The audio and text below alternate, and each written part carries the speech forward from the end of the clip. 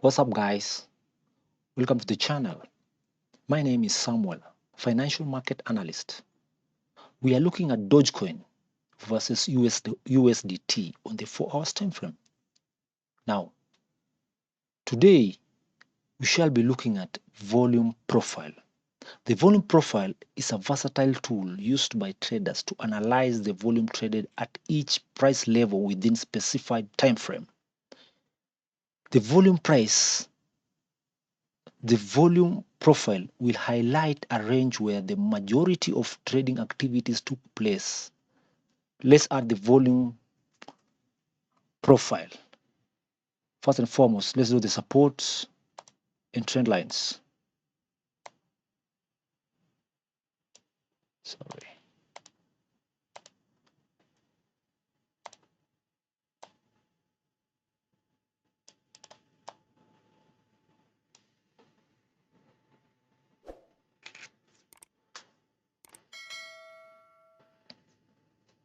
Now, you typically want to use this volume profile on ranges.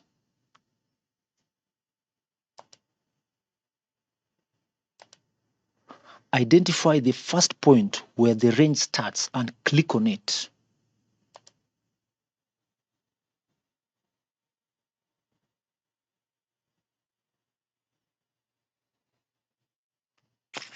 Nice. It covers the start of the range to the current price market into the future price action.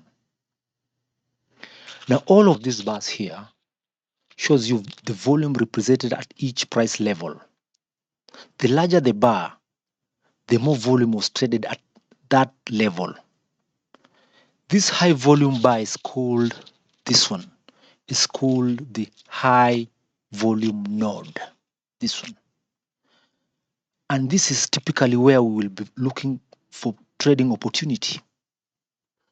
You will also notice we have low volume nodes here and here. This is a level of less interest where there's lack of buying opportunities.